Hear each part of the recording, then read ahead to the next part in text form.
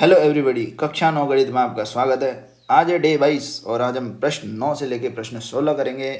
प्रश्नावली 2.5 का। ठीक है, बाकी प्रश्न मैं पिछली वीडियो में बता चुका हूँ, तो स्टार्ट करते हैं। प्रश्न 9 देखते हैं। प्रश्न 9 कह रहा है सत्यापित कीजिए। पहला ये है आपका, तो इसे हम उस पर देखते सीधा नोट्स पर। तो पहला है आपका x की घात 3 प्लस y की घात 3 बराबर x प्लस वाई। आपको प्रूफ करना है ये ना कि ये इसके बराबर है। ठीक है, प्लस वाई स्क्वायर। तो आप ले लो, ये आपका क्या होता है, इसे बोलते हैं हम राइट हैंड साइड। ठीक है, राइट हैंड साइड। तो राइट हैंड साइड ले लो आप,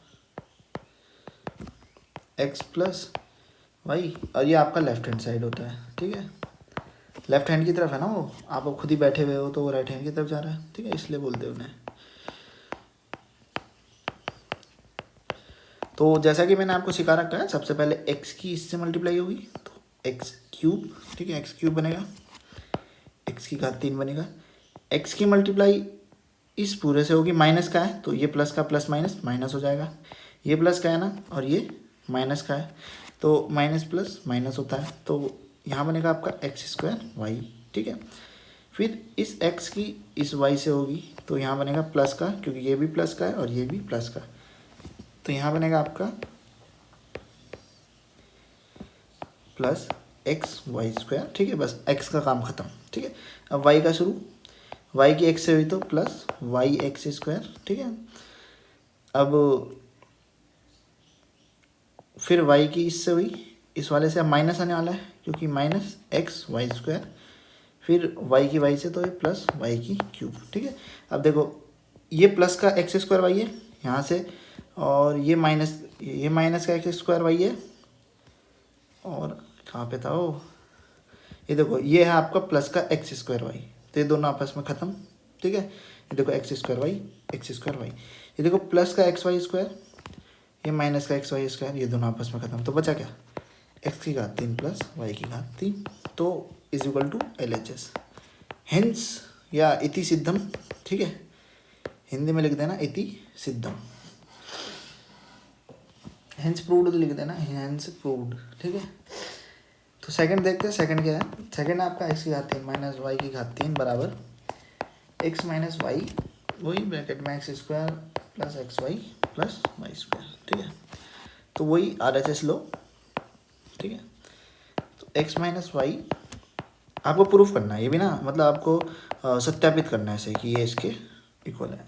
ठीक है, वेरीफाई करना आपको, तो कोई दिक्कत नहीं, कर देंगे। एक्स की मल्टीप्लाई इससे करी एक्स की घात 3, एक्स की मल्टीप्लाई इससे करी प्लस का होगा एक्स स्क्वायर वाई। ठीक है, एक्स की मल्टीप्लाई इससे करी तो ये भी हो जाएगा आपका प्लस का एक्स वाई स्क्वायर। ठीक है, रंग बदल लेता हूँ थोड़ा।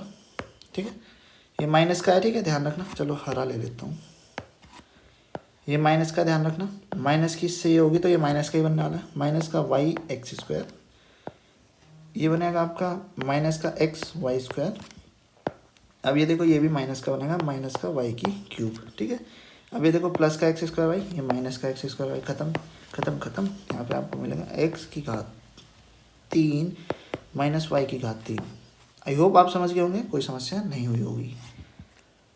ये था आपका प्रश्न नंबर 9। अब प्रश्न 10 देखते हैं। प्रश्न 10 कह रहा है निम्नलिखित में से प्रत्येक का गुणन खंडन कीजिए। अरे कर देंगे, क्या समस्या है, चलो फिर आ जाओ।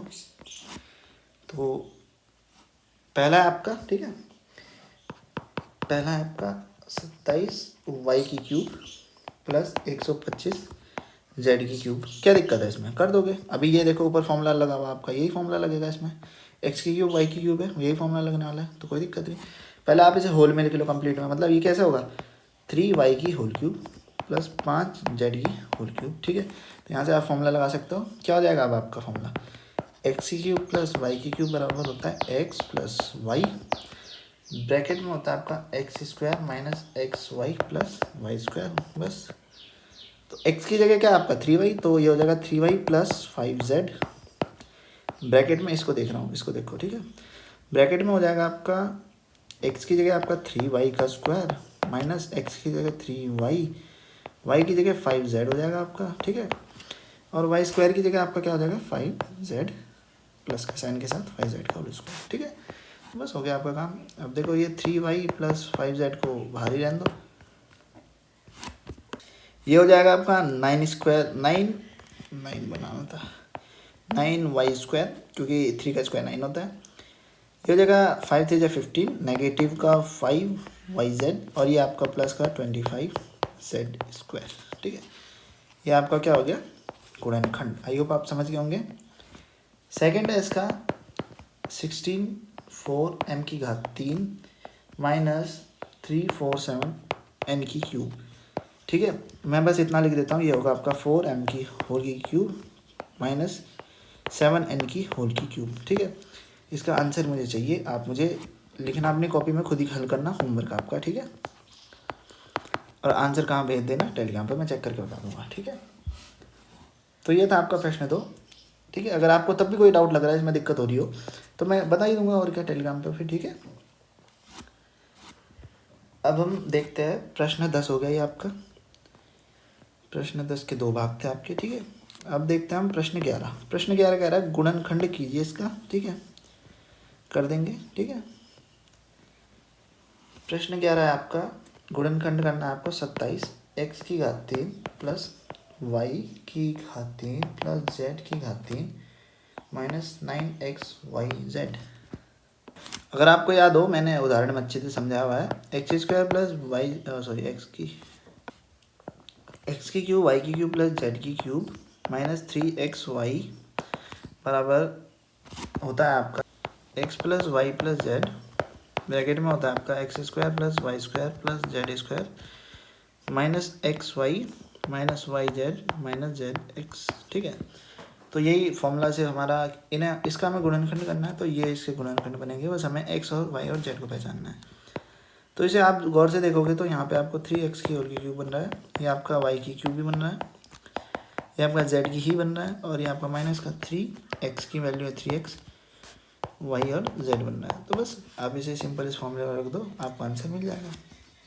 क्या रखोगे 3x plus y plus z bracket 3x square plus y square plus z square minus x है 3xy, ठीक है, minus y z minus 3zx, ठीक है।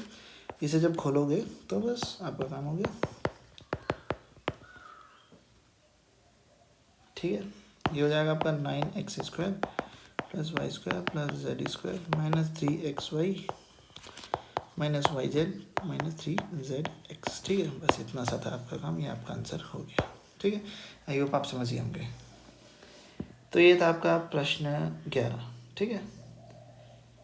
ये था आपका प्रश्न 11। आप देखते हैं हम प्रश्न 12। प्रश्न 12 कह रहा है आपका वेरीफाई करना, आपको वही सत्यापित करना है। x की घात 3 प्लस वाई की घात 3 प्लस जेड की घात 3 माइनस 3xyz बराबर ये, ठीक है। अभी तक हमने दूसरा फॉर्मूला देखा, अब ये वाला फॉर्मूला कह दिया इन्होंने, ठीक है। तो करते हैं इन्हें, इसे करते हैं हम।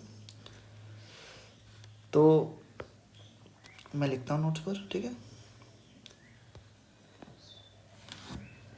तो आपको क्या है x की घात 3 प्लस वाई की घात 3 प्लस जेड की घात 3 माइनस 3xyz बराबर 1/2 x plus y plus z, ठीक है। और ये हो गया आपका x प्लस एक्स है, x माइनस वाई का होल स्क्वायर, x माइनस है, ठीक है। और बीच में प्लस y माइनस जेड का होल स्क्वायर, बीच में प्लस, और ये आपका z माइनस एक्स का होल स्क्वायर, ठीक है। तो हम क्या करते हैं, हम सबसे पहले ये क्या बोलते हैं राइट हैंड साइड वाले को ले लेते हैं, ठीक है।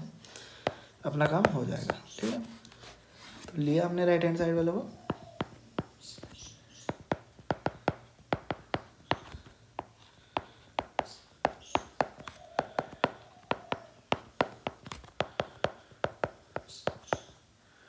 ठीक है। तो सबसे पहले इन सबको स्क्वायर को खोल लो, आपको आता ही होगा,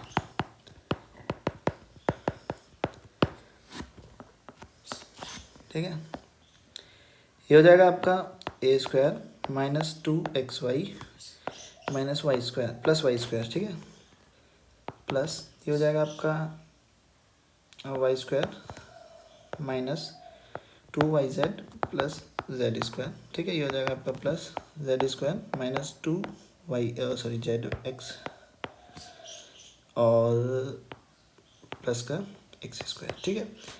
अब देखो ध्यान से देखो, ये एक्स प्लस का, ये एक्स प्लस का, ये वाई प्लस का, ये वाई प्लस का, ये जेड प्लस का, ये जेड प्लस का, तो क्या बन गया अंदर आपका 2x square plus 2y square plus 2z square, ठीक है। और ये माइनस के बैठ रहे हैं, minus 2xy minus 2yz minus 2zx, ठीक है। यहाँ से देखो सबके पास 2 है, 2 को बाहर फेंको, ठीक है। जब 2 को बाहर रखोगे तो 1/2 x plus y plus z, ठीक है। 2 इधर आ जाएगा, ठीक है, 2 से 2 कैंसिल भी हो जाएगा। X square plus y square plus z square minus x y minus y z minus z x, ठीक है।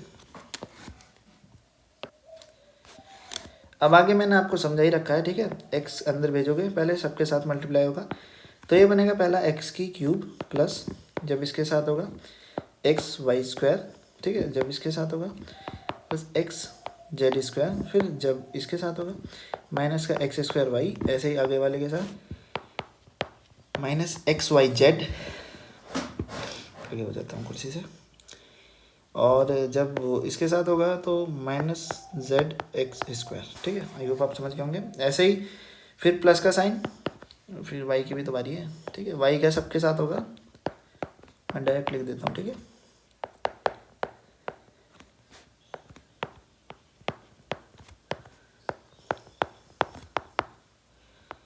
एक्स वाई जेड, ठीक है।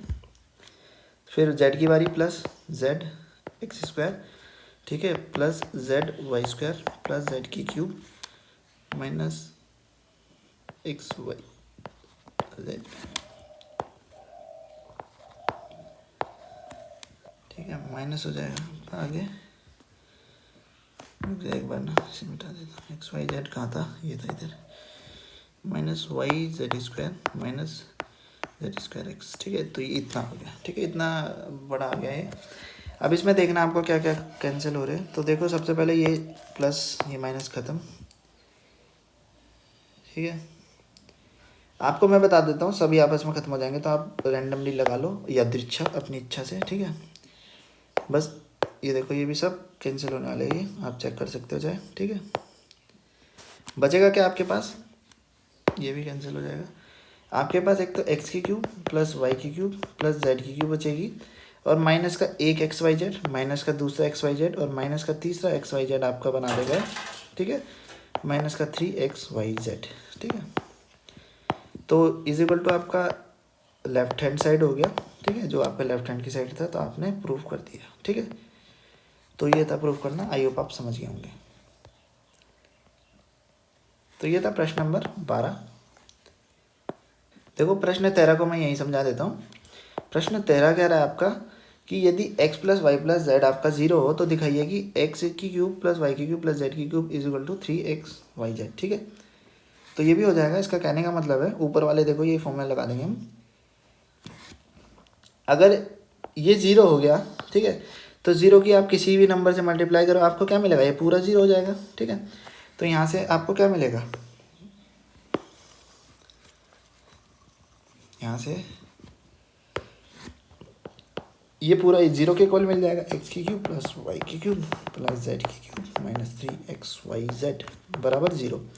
ये माइनस का उधर जाके प्लस का, तो एक्स की क्यूब प्लस वाई की क्यूब प्लस जेड की क्यूब बराबर 3xyz, ठीक है। बस प्रूफ हो गया, देख रहे हो, कोई समस्या भी नहीं हुई। इसका कहने का मतलब है x plus y plus z अगर 0 हो तो क्या ऐसा हो सकता है, हो गया, ठीक है।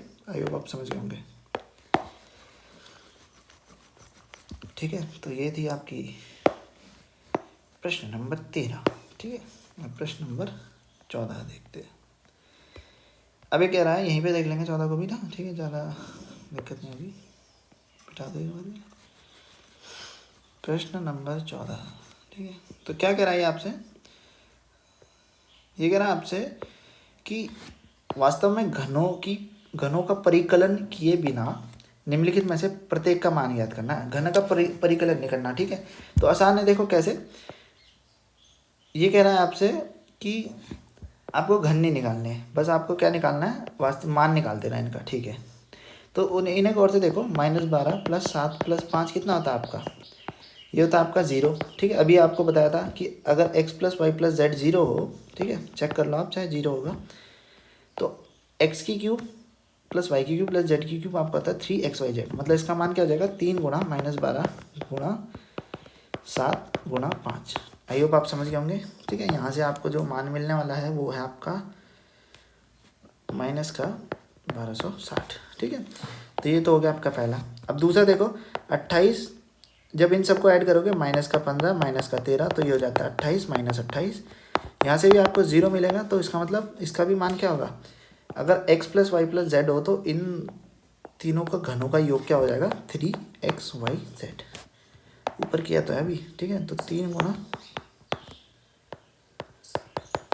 × -13, ठीक है। तो यहाँ से जो आपको आंसर मिलेगा वो धनात्मक मिलेगा, और वो मिलेगा आपको 16,380। आई होप आप समझ गए होंगे क्या हुआ यहाँ पर, ठीक है। तो ये था प्रश्न नंबर 14। अब हम प्रश्न नंबर 15 देखेंगे।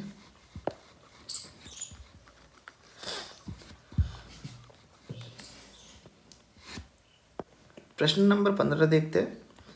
प्रश्न नंबर 15 कह रहा है आपका, नीचे दिए गए आयतों जिनमें उनके क्षेत्रफल दिए गए हैं, ठीक है, ये क्षेत्रफल है आपका, ठीक है। एक पहला आयत है, दूसरा आयत ये है, इन दोनों का क्षेत्रफल दे रखा है, में से प्रत्येक की लंबाई और चौड़ाई के लिए संभव व्यंजक दीजिए, ठीक है, लंबाई और चौड़ाई के लिए, ठीक है। तो आयत का क्षेत्रफल क्या होता है, आपको पता ही होगा, आयत का क्षेत्रफल क्या होता है, लंबाई गुणा चौड़ाई, ठीक है।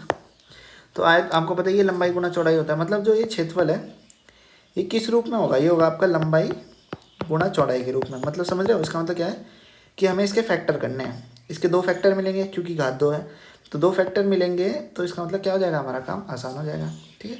ज़रूरी नहीं कि घात 2 के 2 ही फैक्टर मिले, 3 मिल सकते, ठीक है, अभी आगे बता दूँगा कैसे। तो इसकी घात 2 है, मतलब 2 फैक्टर मिलेंगे हमें इससे, ठीक है। क्षेत्रफल है, 2 फैक्टर मिलेंगे, 2 फैक्टर कैसे मिलेंगे, इन्हीं के रूप में मिलेंगे, ए के रूप में।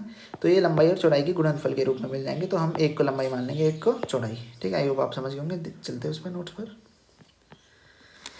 तो पहला लेते हैं हम, पहला आपका 25a² - 35a + का 12, वही सबसे पहले इसकी गुणा 25 से करिए, आपको क्या मिलेगा, ये मिलेगा आपको, ये है आपका 25.200, 25 दूनी 50, 250 होता है ना, 50 मतलब 300 मिलेगा ये आपको, ठीक है। तो ये 300 मिलेगा, तो ठीक है जी। अब 300 को कैसे तोड़ना है, मैंने आपको बता दिया कि 2 ऐसे नंबरों में तोड़ना है कि गुणा करके आपको क्या मिल जाए 300, और जोड़ के आपको क्या मिल जाए 35, ठीक है। तो करते हैं, आपको 20 + 15, जब इनकी 20 और 15 की गुणा करोगे आप, तो आपको क्या मिलने वाला है, 20 और 15 की गुणा करने पे 300, और इन्हें जोड़ने पे 35, ठीक है। अपना काम हो गया। तो यहाँ से माइनस के साइन को अंदर भेजो और ए को भी अंदर भेजो, तो -20a -15a + का 12, ठीक है। अब इसे देखो, यहाँ से आपका कॉमन आ रहा है 5a, यहाँ बचेगा आपका 5, ठीक है, a - का 4, ठीक है। यहाँ आ रहा है आपका माइनस का 3, ये बचेगा आपका 5a - का 4, ठीक है। तो मिल गया आपको, ये आपके 2 फैक्टर हो गए, ठीक है। अब आप कह सकते हो इनमें से एक लेंथ हो सकती है, एक ब्रेड्थ हो सकती है, ठीक है। 2 संभावना बनी, या तो ये लेंथ हो सकती है, ठीक है, या ये लेंथ हो सकती है, या ये ब्रेड्थ हो सकती है, ये ब्रेड्थ हो सकती है, मतलब पॉसिबिलिटीज़ पूछी ना उसने आपसे, संभावना ही तो पूछी, कौन सा उसने कहा कि एक्यूरेट बता दो, ठीक है। अपना काम हो गया। आई होप आप समझ गए होंगे। ऐसे ही सेकेंड वाला होगा 35y² +, ठीक है, ये आप पे छोड़ देता हूँ मैं, आप इसे खुद ही करना, ठीक है। अपना आंसर चेक कर लेना, आपको ये वाला आंसर मिले तो समझ लो आप सही हो, ठीक है। ये इसका आंसर हो जाएगा, आप चेक कर लेना ये अपने हिसाब से, ठीक है। अब हम 16 देखते हैं, 16 क्वेश्चन, 16 और लास्ट क्वेश्चन है आपका, घनाभों क्यूबॉइड्स जिनके आयतन नीचे दिए गए की विमाओं के लिए संभव व्यंजक क्या होंगे, मतलब वही पॉसिबिलिटी बतानी है। तो आपको पता है आयतन क्या होता है घनाभों का, लंबाई गुणा चौड़ाई गुणा ऊंचाई, ठीक है, LBH होता है। तो मतलब यहाँ से हमें कितने फैक्टर मिलने वाले, 3 फैक्टर मिलेंगे, यहाँ से भी हमें 3 फैक्टर मिलेंगे। हम कह देंगे उनमें से एक लेंथ होगी, समझ गए। तो आपको मैं पहला समझाते हैं तो आप खुद ही समझ जाओगे। अब देखो पहला है आपका 3x² माइनस का 12x, कोई दिक्कत नहीं। देखो यहाँ से देखो 12 है, ठीक है। अरे रुक जाओ, दोबारा लिख दो,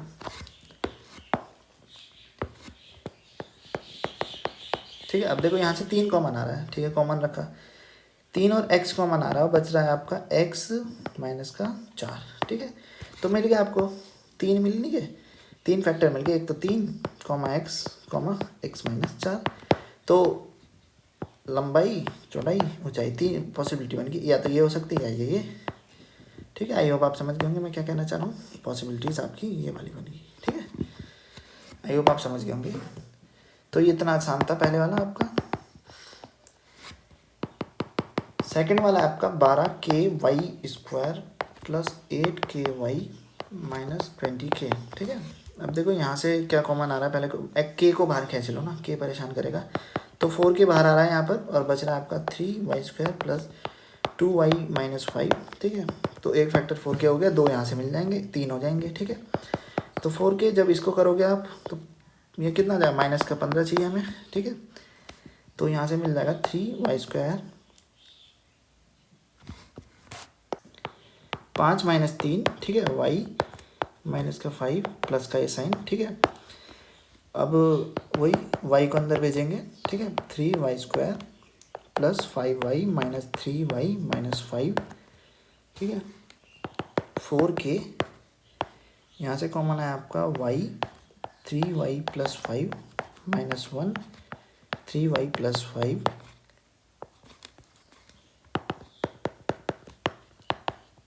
ये 3 फैक्टर आपके बन गए, ठीक है। आई होप आप समझ गए होंगे 3 फैक्टर कैसे बने, 4K y माइनस 1 और 3y प्लस 5, ठीक है। यही थे आपके 3 फैक्टर। तो ये यहाँ पे मैंने लिख दिया है, आप समझ गए होंगे, इतना तो प्रैक्टिस हो चुकी होगी अब तक फैक्टर निकालने की, ठीक है। तो मतलब वही LBH की 3 पॉसिबिलिटीज़ होंगी, एक ये, एक ये, एक ये, ठीक है। समझ जाओ आप, 3 पॉसिबिलिटीज़ होंगी, या तो ये लेंथ हो सकता है, ब्रेड्थ हो सकता है, या हाइट हो सकता है, ये भी ऐसे ही 3, ये भी ऐसे 3, ठीक है। तो ये था प्रश्न नंबर 16। तो यहाँ पर आपका अध्याय 2 खत्म और प्रश्नावली 2.5 भी, ठीक है। अगर आपको कोई सवाल मुझसे पूछना हो तो टेलीग्राम पे पूछ लेना, मैंने अपनी ओर से जितना बताना था उतना बता दिया, ठीक है। वीडियो देखने के लिए धन्यवाद। अब हम बस सारांश देखते हैं और इसके बाद विदाई लेते हैं अध्याय 2 से, और फिर अध्याय 3 प्रारंभ करेंगे, ठीक है। तो सारांश क्या है इसका, ठीक है। तो हमने क्या क्या पढ़ा, ध्यान से सुनना, कुछ बातें हैं, महत्वपूर्ण बातें। सबसे पहले हमने बहुपद के बारे में बात करी। बहुपद के बारे में हमें पता चला कि बहुपद एक बीजीय व्यंजक होता है, जो कि एक विशेष प्रकार का बीजीय व्यंजक होता है, ठीक है। बहुपद अगर x में है तो हम उसे px बोल सकते हैं, अगर बहुपद y में होता हम उसे py बोल सकते हैं, ठीक है। मतलब जो आपका चर हो वो y हो। और चर और अचर के बारे में भी हमने बात करी थी। चर एक ऐसी राशि हुई जिसका मान, जो कोई भी वास्तविक मान धारण कर सकता है, और अचर एक ऐसी राशि हुई जो फिक्स रहती है, नियत रहती है, और उसका मान बदलता नहीं किसी भी सिचुएशन में, ठीक है। हमने काफ़ी अच्छी तरह डिस्कस किया हुआ है, ठीक है। फिर उसके बाद हमने ये फॉर्मूला देखा था, ठीक है, जो कि आपका n घात के लिए आपका क्या था, बहुपद का फॉर्मूला था, ठीक है। n घात थे तो मैंने आपको बताया कि इसमें जो कितने पद होंगे, अगर घात n है तो पद n+1 होंगे, ठीक है, मैंने आपको समझा दिया था, ठीक है। इसमें n+1 पद होंगे, और जो कोई भी आपका बहुपद है उसके जो छोटे छोटे भाग होते हैं इन्हें हम पद बोलते हैं, ठीक है। इन्हें हम क्या बोलते हैं, पद, और इंग्लिश में टर्म्स बोलते हैं, ठीक है। फिर हमने पदों के हिसाब से देखा था कि बहुपद कितने होते हैं।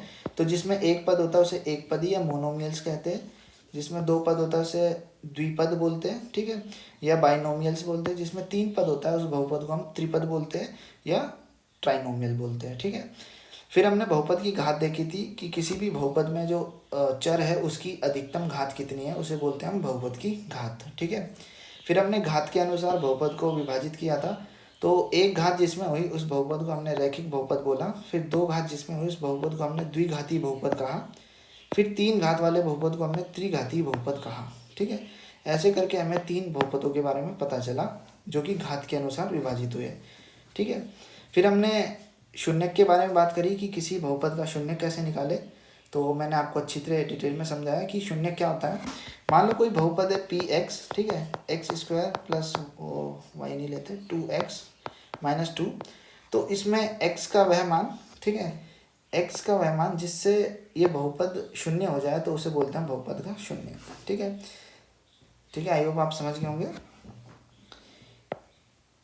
और फिर उसके बाद हमने क्या देखा था, प्रत्येक चर में एक चर में प्रत्येक रैखिक बहुपद एक अद्वितीय शून्यक होता है। ठीक है, मतलब जो रैखिक बहुपद था उसका केवल एक ही आपका क्या होता है, शून्यक होता है, जो कि रैखिक बहुपद आपका x माइनस ए के फॉर्म में होता है। इसका शून्य क्या होगा, x बराबर a। ठीक है, इसका एक ही शून्यक होता है, बाकी के दो भी शून्यक हो सकते हैं। और एक और कंडीशन देखी थी कि जरूरी नहीं कि शून्य ही शून्यक हो, कोई और संख्या भी शून्यक हो सकती है। काफ़ी बातें करी थी हमने इसके बारे में, पीछे हमने काफ़ी डिटेल में पढ़ा हुआ है इसे। ठीक है, और कुछ बातें और थी, जैसे जो आपका ये देखो यहाँ पे लिखा है, प्रत्येक वास्तविक संख्या शून्य बहुपद का एक शून्यक होती है। मतलब जो आपका शून्य होता है 0, इसका शून्यक जो आपकी जितनी भी वास्तविक संख्या है वो उसका शून्यक होती है। ठीक है, तो देख लो कितने सारे शून्य के शून्य के पास। फिर इसके बाद हमने शेषफल प्रमेय पढ़ी। ठीक है, जब हम दो बहुपदों को भाग देते हैं तो हमें कैसे पता चले कि शेषफल क्या है।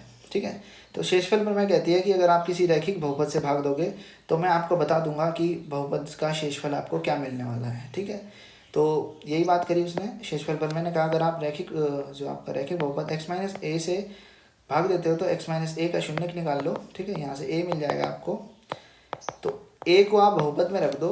अब जो मान आया उसे बोलते हैं हम शेषफल। ठीक है, जो मान आपको प्राप्त हुआ बहुपद से वो होता है आपका शेषफल। ठीक है, अगर आपको 0 प्राप्त हुआ, शून्य मिला शेषफल, तो कह सकते हो x माइनस ए बहुपद पी एक्स का गुणनखंड है और गुणज भी है। ठीक है, ये आपकी गुणनखंड प्रमेय थी जो कि हमने देखी अच्छी तरह। उसके बाद हमने कुछ सर्व समीकरणाएं देखी जो यहाँ पर लिखी हुई है, इन्हें अच्छी तरह हमने डिटेल में डिस्कस कर लिया है। ठीक है, आप याद कर लेना इन्हें। बस यही था आपका अध्याय 2। मुझे लगता नहीं और कुछ बताने के लिए इसमें बचा। ठीक है, तो यही था आपका अध्याय 2। वीडियो देखने के लिए धन्यवाद, और अपना सुझाव देना मत भूलिएगा टेलीग्राम पर, क्योंकि अब आपके सुझाव से मैं अपनी क्षमताओं को और बढ़ा सकता हूँ। तो मिलते हैं अगली वीडियो में।